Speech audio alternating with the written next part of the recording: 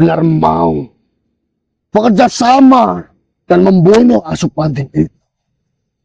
Kalaulah hanya dengan cara membunuh Asupanting itu bisa meredakan ketegangan yang ada di wilayah ini, saya akan diskusikan ini dengan sahabat kami yang lain. Baiklah. Saya akan memegang kata-katamu. Tapi, jika kau memiliki tujuan lain, bukan hanya untuk menghentikan teror dari Asupanting, maka saya tidak akan mau bercerita apapun. Tujuan saya hanya ingin menghentikan Asupanting, supaya para warga terhindar dari ketakutan. Karena kau tahu sendiri, hanya suaranya saja Asupanting mengeluarkan suara itu, para warga semua di sini pada takut. Mereka semua susah untuk beraktivitas. Tidak bisa ke hutan yang mereka tanam sesuatu di sana. Tidak bisa bepergian ketika malam hari. Itu kan sangat mengganggu. Ya, apa yang ingin kau ketahui? Seperti yang saya katakan, Tuan, saya hanya ingin mengetahui ketika malam pembantaian yang terjadi 10 tahun yang lalu, semuanya dibantai habis oleh Asupanting dan para rombongannya. Hanya satu yang selamat dari pembantaian itu, yaitu tuanmu itu sendiri. Kiratno, Kira-kira sebenarnya apa yang terjadi di sana? Kenapa salah satu bagian dari Asupanting berada di dalam mobil milik adiknya kakek Mir? Saya rasa kamu tahu sesuatu akan hal ini. Ya, saya mengetahuinya. Dan waktu itu saya juga berada di tempat dari Paman Mir, yang dimana tempat itu digunakan untuk menyembunyikan salah satu bagian dari Asupanting. Menyembunyikan salah satu bagian dari Asupanting. Ya, benar sekali. Kau bisa ceritakan dari awal kenapa mereka berdua yang ayah dan anak itu bisa mendapatkan Asupanting? Di mana dia mendapatkan? Kenapa sampai Asupanting itu tiba di rumah kakek Mir? Saya hanya mendapatkan sebuah cerita itu dari adiknya Paman Mir itu sendiri. Pada saat melakukan perjalanan pulang ke tempat Paman Mir, di tengah-tengah hutan, dia secara tidak sengaja menabrak sesuatu. Karena dia merasa takut, yang dikiranya yang ditabrak itu adalah manusia, maka dia turun. Bersama anaknya, dia turun ingin melihat bagaimana kondisi makhluk itu setelah ditabrak oleh dirinya. Tak disangka, yang ditabraknya itu berbentuk seperti hewan. Dan yang ternyata juga, yang ditabraknya itu adalah Asupanting. Adanya Paman Mir tidak mengetahui bahwasanya yang ditabraknya adalah Asupanting. Yang dia tahu itu hanyalah seekor hewan buas yang sangat menakutkan. Karena begitu paniknya adik dari Paman Mir itu segera mungkin membawanya ke dalam mobil agar tidak ada yang melihat kejadian itu di dalam mobil. Karena pada saat itu kondisinya belum mati. Oh, berarti di waktu kejadian Asupanting itu tertabrak mobil, Asupanting itu belum mati. Lalu adik Paman Mir itu memukuli Asupanting itu dengan balok.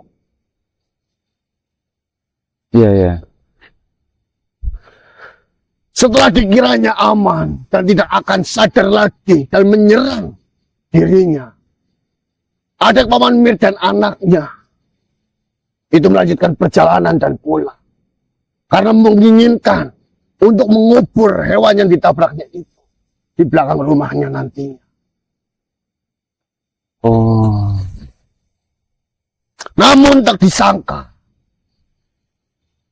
ternyata hewan itu, atau yang sekarang sudah diketahui Asupanting itu, di dalam mobil masih hidup. Bergejolak. Hampir saja mobil itu hancur, ditabrak, ditendang oleh hewan itu, ataupun oleh Asupanting itu. sempat memberontak di dalam mobil. Nah sekali. Lalu pamannya yang mendengar ada kegaduhan di dalam mobil itu berusaha memeriksa dan melihat apa yang sebenarnya terjadi. Lalu adik dari Paman Mir itu keluar dari rumahnya dengan membawa senjata api. Senjata api. Benar sekali. Lalu Paman Mir membuka pintunya dan adiknya menembaki sampai mati.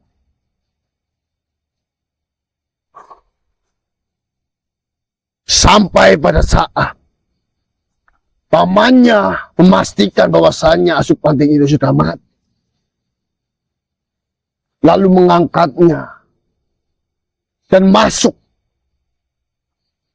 ke dalam mobil itu untuk mengeluarkan Asupanting dan membawanya masuk ke dalam rumah. Setelah Asupanting itu ditembaki oleh adiknya Paman Mir, Asupanting dibawa masuk ke dalam rumahnya. Ya, benar sekali. Lalu Untuk menghilangkan jejak, Paman Mir dan adiknya itu ingin menguburnya di dalam rumah ataupun di dalam gudang yang dimiliki oleh Paman Mir. ya, Namun tak disangka, setelah pemakaman itu terjadi,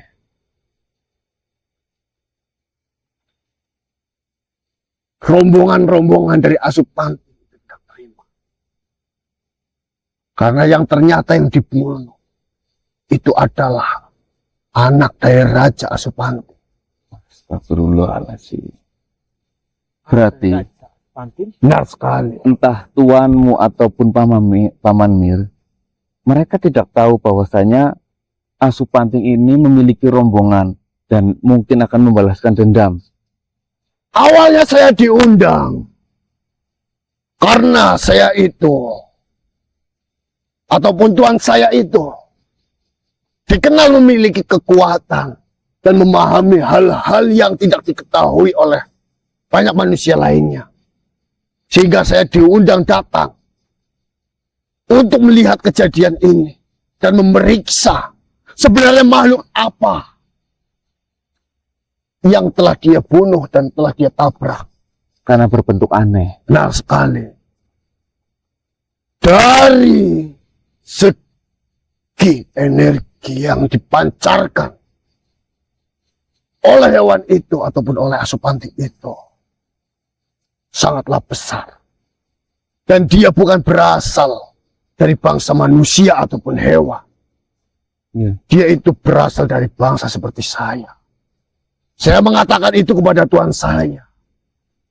Dan saya juga mengetahui namanya, yaitu itu berasal dari golongan Asupanting. Awalnya kami tidak mengetahui bahwasanya mereka hidup bergerombol bersama-sama. Saya hanya mengetahui bahwasanya itu berasal dari golongan Asupanting. Kelompok. Namun tak disangka kejadian besar itu datang menimpa terhadap keluarga mereka. datang menimpa terhadap keluarga mereka.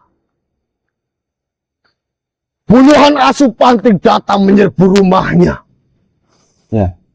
Saya yang bertugas bersama Tuhan saya menjaga di kediamannya sampai kewalahan. Untuk melawan puluhan asuh panting itu. Anaknya dibunuh. Adik Paman Mir dibunuh. Bahkan Paman Mir juga dibunuh. Tidak ada yang tersisa. Tidak ada yang tersisa. Tapi saya mendapatkan informasi bahwasanya adiknya Paman Mir, jasadnya tidak ditemukan di dalam rumah itu. Karena jasad dari adik Paman Mir dibawa oleh rombongan asuh panting. Tidak akan pernah ketemu. Dan sekarang mungkin sudah membusuk. Bahkan sudah tidak ada, hanya tinggal tulang belulang saja. Lalu setelah pembantaian itu terjadi yang dilakukan oleh asuh panting terhadap keluarga Paman Mir, kenapa sampai Paman Mir itu meninggal hingga 10 tahun kemudian, asuh panting masih sering berkunjung ke tempat pemakaman dari Paman Mir. Bahkan dia merusak-rusak pemakaman itu. Karena ketidakterimaan dari rombongan asuh panting. Anak dari seorang raja, calon penerus rombongan asuh panting, dibunuh dan Paman Mir ikut andil dalam pembunuhan itu. Jika tidak ada saya, jasad anak dan Paman Mir pun mungkin juga dibawa oleh asuh panting. Dan tidak tersisa sedikit pun. Bahkan asal kau ketahui, pendamping dari Paman Mir, anak, juga disandra untuk dijadikan budak oleh asuh panting. Yang mungkin kalian ketahui dari bangsa Khoi, dari mereka semuanya, itu berada di tangan mereka, asuh panting. Sebenarnya teror asuh panting itu sudah mulai mereda. Lalu kenapa sekarang muncul kembali teror itu? Karena mengetahui ada yang selamat di dalam kejadian itu. Yaitu tuanmu. Benar sekali, Tuhan saya. Jika tidak ada saya yang melindungi Tuhan saya, mungkin saja Tuhan saya juga sudah mati. Non pura. Tapi kenapa kau tidak melarang tuanmu untuk tidak berurusan dengan asuh panting? Bukankah ini akan mendekatkan kematiannya? Ketika tuanmu berhadapan dengan puluhan asuh panting yang sekarang ada, itu sangat membahayakan tuanmu. Kenapa? Kami semua sudah tahu mengenai kelemahan dari asuh panting. Bertahun-tahun Tuhan saya dan saya mencari informasi untuk membalaskan dendam terhadap asuh panting. Luka parah yang diderita oleh saya dan juga Tuhan saya harus terbalaskan. Kau bilang tadi mengatakan kau sudah tahu kelemahan dari asuh panting.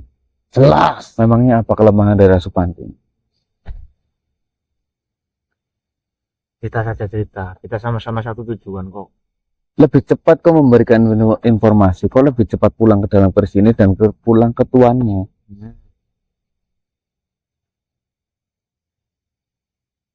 Wah, Saya masih belum bisa percaya kepadamu bahwasanya kau memiliki tujuan sama dengan saya.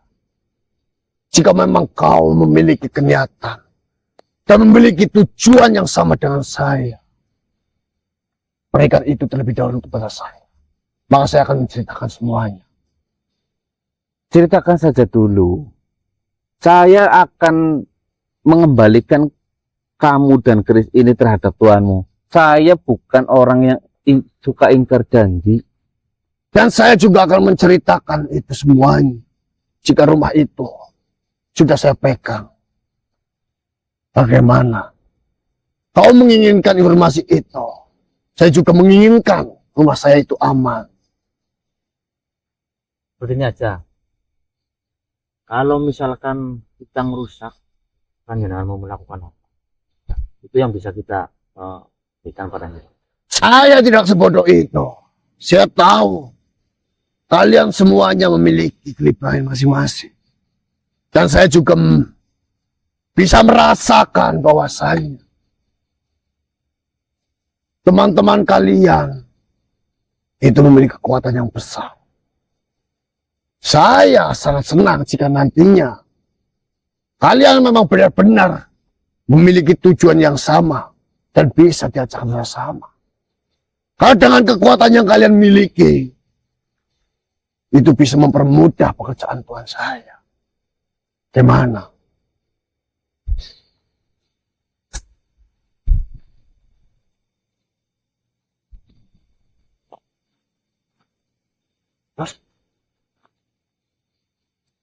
Silakan kau pegang. Saya harap kamu memberikan informasi lengkap terhadap kami tentang kejadian, tentang semuanya yang bersangkutan dengan asupanti.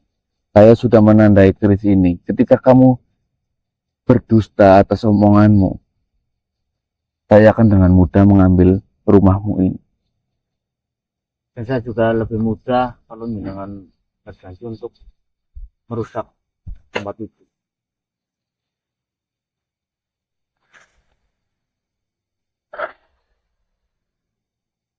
Sekarang lanjutkan ceritamu. Baik. Kami semua, ataupun saya dan Tuhan saya, kenapa masih bersikeras untuk melawan asupanti? Yang pertama, kami memiliki dendam yang begitu mendalam terhadap asupanti. Karena ulahnya, ataupun serangan yang dilakukan oleh asupanti, itu membuat saya cedera. Kau bisa melihatnya. Ya, saya melihat luka yang sangat banyak di tubuh. Dan yang kedua alasannya saya sudah mengetahui kelemahan dari asupanti. Apa kelemahannya?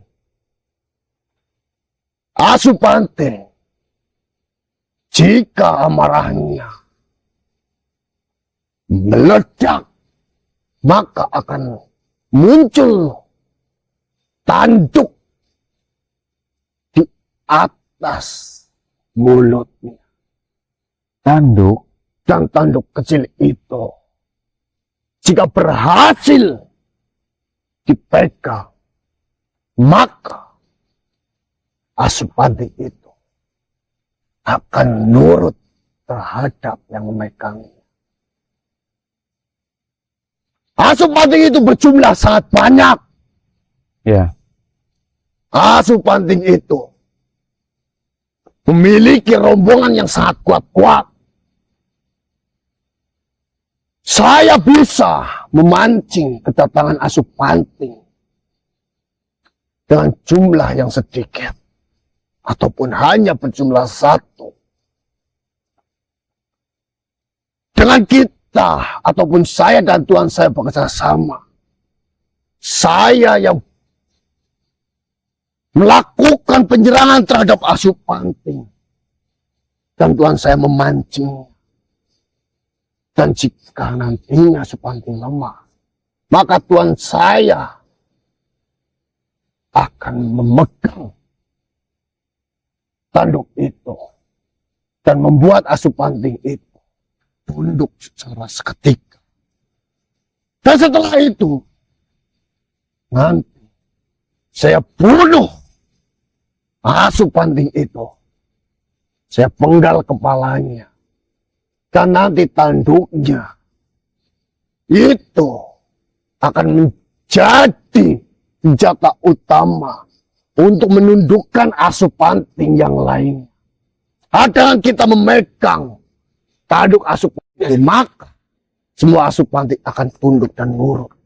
Dan nantinya tanduk ini akan diletakkan di tempat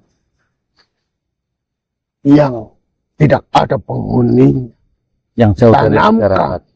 yang jauh dari manusia. Ataupun jika memang keberadaan dari asupanting itu tetap menyusahkan, dengan tanduk itu digunakan untuk menundukkan asupanting lalu membunuhnya satu persatu. Jadi kelemahan dari asupanting ada di tanduk yang akan muncul ketika dia dalam keadaan emosi yang sangat luar biasa. Benar sekali. Saya tanya nggak, Dos? Tanyain aja. Ya seperti ini, Pak. Dengan tadi mengatakan jika kita bisa mengambil tanduk yang menempel pada mulutnya, Pak, mulutnya, Ya. itu kan bisa untuk melumpuhkan atau mengendalikan.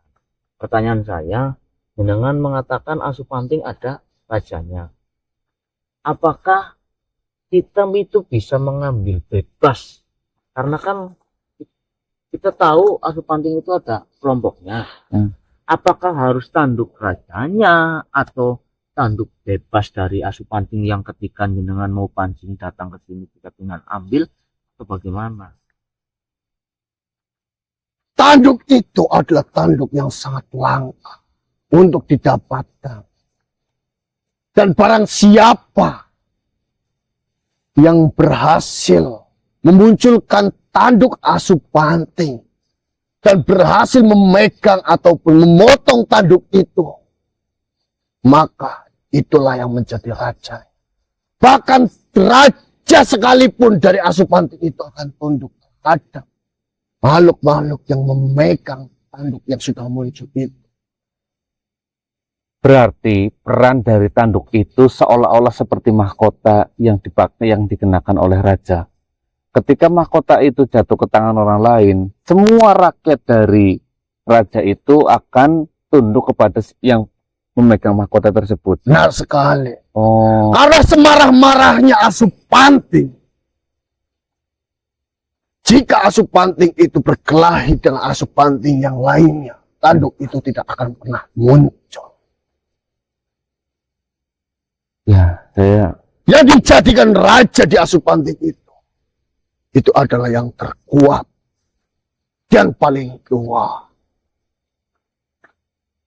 layaknya hukum rimba di alam hewan sana. Nah, sekali. Ketika salah satu hewan ingin menduduki kekuasaan, dia akan bertarung dan siapa yang paling kuat dia akan menang dan menjadi raja.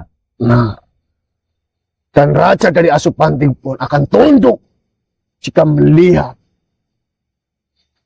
salah satu tanduk yang muncul di atas mulut asupanting dan itu dipegang oleh makhluk lain, maka mereka semua akan nurut, akan tunduk, akan takluk. Apapun yang diperintahkan akan mengikutinya. Oke. Ya. Nah terus saya jenengan memiliki rencana bersama Tuhan jenengan itu kaki apa Ratno bisa memanggil dan memancing asupanting keluar. Ya kita menawarkan apakah ada syarat-syarat atau hal apa yang harus kita siapkan untuk memperlancar dari rencana jenengan agar asupanting keluar. Seperti ini saja. Jika memang kalian benar-benar memiliki tujuan untuk menghentikan asupan, nanti malam saya bersama Tuhan saya akan melakukan sebuah ritual sesuai apa yang sudah kalian lihat pada waktu itu. Saya dan Tuhan saya akan memanggil asupanting itu untuk datang. Dan jika kalian benar-benar menginginkan untuk ikut bekerja sama, baiklah saya akan terima. Dan saya akan berbicara terhadap Tuhan saya. Karena di sisi lain saya melihat kalian yang memiliki kekuatan. Mungkin kekuatan kalian bisa digunakan untuk mengelabui, untuk mengalihkan, dan untuk melawan asupanting itu. Sehingga di saat asupanting nanti lemah, Tuhan saya bisa memegang tanduk dari asupanting yang muncul. Dan terus ini Ya, kita pernah juga ini sih saling tukar informasi ya. Kita pernah juga memancing asupanting dengan menggunakan bau-bau api. Apakah ketika nanti malam waktu jenengan melaksanakan ritual itu membutuhkan bau-bau kayak itu apa enggak? Kalau misalkan iya mungkin kita bisa siapkan ya. ya benar. Kalau enggak, Mumpung ada waktu. nah mumpung ada waktu kita persiapkan dengan lengkap lah biar rencananya ini benar-benar sukses. Bau-bau seperti itu, jika digunakan, itu akan mengundang banyak sekali asupanting. Karena itu adalah bagian dari makanan yang dia cari. Namun, menggunakan cara saya dan juga Tuhan saya, itu hanya mengundang satu asupanting saja. Dan itu mengurangi resiko untuk sesuatu hal yang tidak diinginkan. Nah kalau kayak gini kan Oke Tuhan, sekarang saya sudah mengerti. Tapi apakah cerita yang Tuhan ketahui ini hanya sampai di situ saja? Apakah tidak ada yang ditutup-tutupi oleh Tuhan? Jika kalian ingin membuktikan dan ingin bekerja sama, ikuti saja. Saya dan Tuhan saya melakukan ritual itu nanti malam. Saya akan pertimbangkan tawaran Tuhan dan saya rasa sahabat saya akan menerima ajakan Tuhan ini. Dan sebelumnya saya minta maaf atas saya yang mencuri pusaka milik Tuhan. Dan saya berterima kasih atas informasi yang sudah diberikan. Tuhan saya memiliki watak yang sangat pemarah. Dan saya merasakan Tuhan saya sedang melakukan pencarian. Karena Tuhan saya mengetahui energi saya dan keberadaannya di sini. Lebih baik jika nanti Tuhan saya datang, kalian lebih baik pergi saja dan tinggalkan keris ini di tempat ini. Biarkan Tuhan saya yang mengambilnya. Dan saya yang akan berbicara nantinya terhadap Tuhan saya. ya Untuk bekerja sama dengan kalian. Dan saya memanfaatkan kekuatan kalian untuk melawan asupan. Namun di sini, yang terjadi pada saat peritualan nanti malam, keselamatan itu ada di diri kalian masing-masing. Jika kalian kuat, jika kalian bisa menjaga diri kalian, maka kalian akan selamat.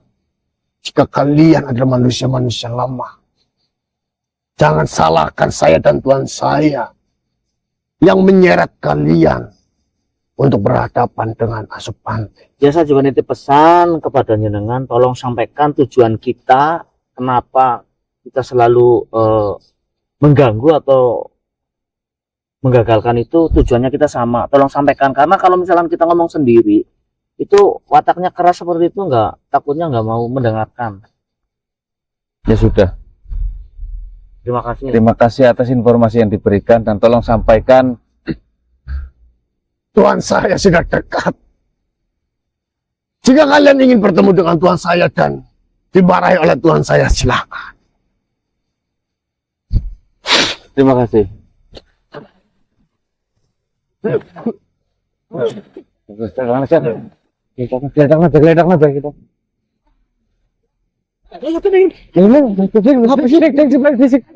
Hah? Ngapa? Layu dik. Ngapa kok?